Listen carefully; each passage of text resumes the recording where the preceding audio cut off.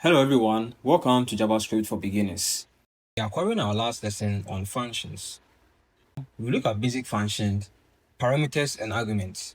We also look at return values, arrow functions, and then lastly, variable scope. Functions are simply reusable blocks of code that perform specific tasks. We can define functions at once and then run it everywhere or call it everywhere. This helps us to keep our code concise and clean at all times. Functions may accept inputs, which are called parameters, and then return outputs, which are called values. Let's look at the basic structure of functions.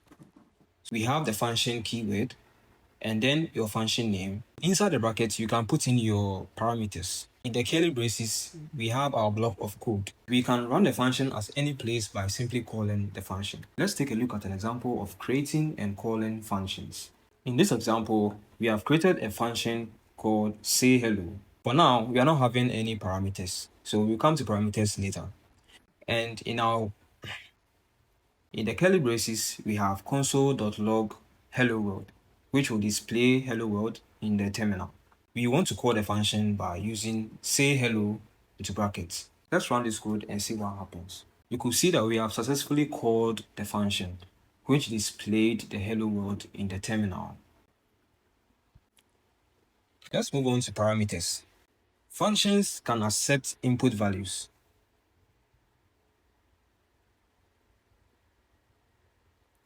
Let's move on to parameters. Let's move on to parameters. Functions can also accept input values that we call them parameters. So we can have one or multiple parameters, and anytime we have multiple parameters, we separate them by commas. Now we have parameters and we have arguments. Now what are arguments? Arguments are the actual values which are passed to the function whenever we call the function. So over here, you can see we have created a function called greet with the name as the parameter. And this console.log is displaying hello and the name. So this name is called the parameter. So anytime you want to call the function greet, you write the name of the function into brackets. And then we pass the data that we want to get displayed as the output. And on the second line, we have greet and Christine, which is going to display hello Christine. In dealing with functions, we can have multiple parameters. Let's take a look at an example at a function that uses multiple parameters. In this example, we have a function called add numbers, which has been created to add two numbers. So we have the function keyword and the name of the function add numbers, and we also have the parameters a and b. And then in the code block, we are going to display the addition of a and b. So over here at line 5, we are calling the function add numbers into brackets 55 and 330. So 55 and 330 are the arguments to these parameters a and b. So let's run the code and see what happens. So over here in the terminal, you could see that the values 55 and 330 were passed to the parameters a and b, and then added and displayed in the terminal. On the other hand, we can also set default parameters. This is necessary when you want to call the function with no arguments. Let's take a look at an example.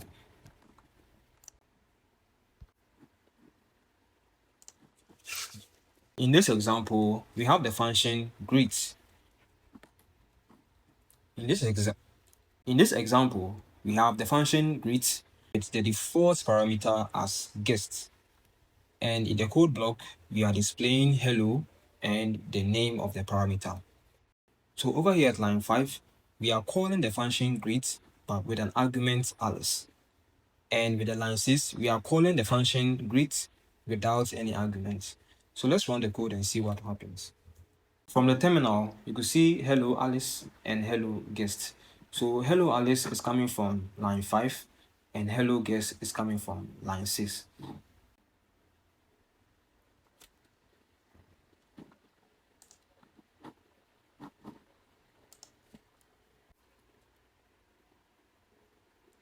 Now, okay. Let's move on to return values. We have a standard way Now, we have a standard way of passing the results from the code block back to the caller anytime we call function. So in here, we use return. Return simply sends value back to the caller. Also, the function stops anytime it runs or executes return. So let's take a look at an example.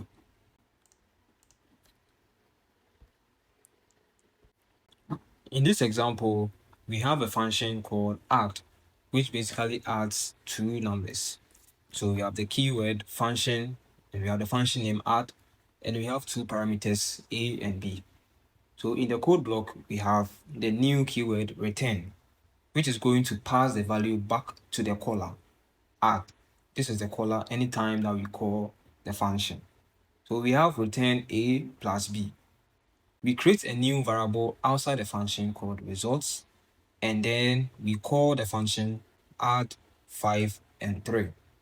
Anytime we call the function, it will pass the arguments to the parameters and then execute a plus b and then pass it back over here, which will be stored in results. And now we can display the results in our terminal. So let's run the code and see what happens. All right. So from the terminal, you can see it has successfully added 5 and 3. Also, we can use function directly inside expression. So let's look at this example too. Over here, we have console.log, and here we are calling our function with arguments 10 and 20. We are going to multiply the results by 2. So let's run this function and see what happens. So in the terminal, you can see we have successfully added 10 and 20, and we've multiplied the results, which is 30 by 2.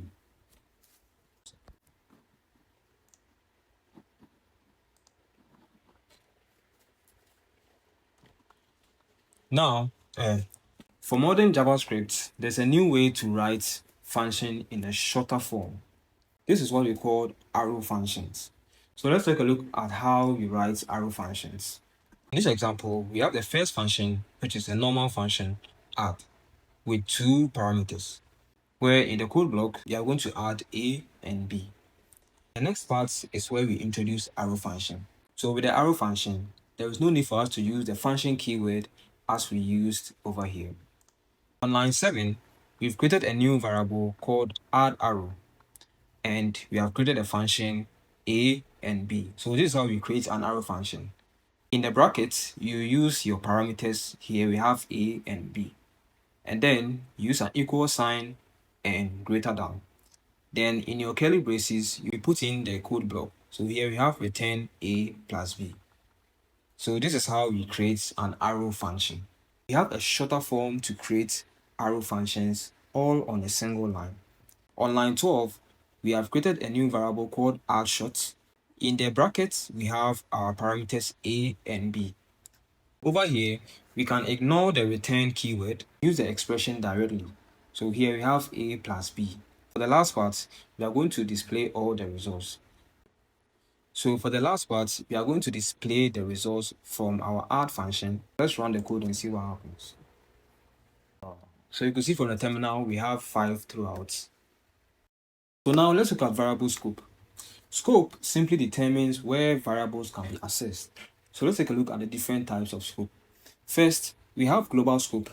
This is where we create a variable and then we can access that variable anywhere inside our code. Next, we have local or function scope. This type of variable can only be accessed inside a function. And then we have the block scope. These are variables that we can only use in the curly braces. Only acceptable forms of variables that we can use for block scope is let and const. So now let's take a look at an example of local and global scope. In this example, we have created a global variable called global var with a string this is global. So any variable that we create outside the function is called a global variable. And inside the code block, we have the local variable, which is local var with a string this is local. So let's run this code and see what happens. Oh my god. So from the terminal, you can see we have run into an error saying local var is not defined. This means we cannot access local var without calling the function. So when I take the line 11 out and we run the code, we have 3 results displayed. 2 of the results are from the function show scope, where we display the global variable, this is global, and the local variable, this is local. And the third result is coming from line 10, console.log global var, and this displays this is global.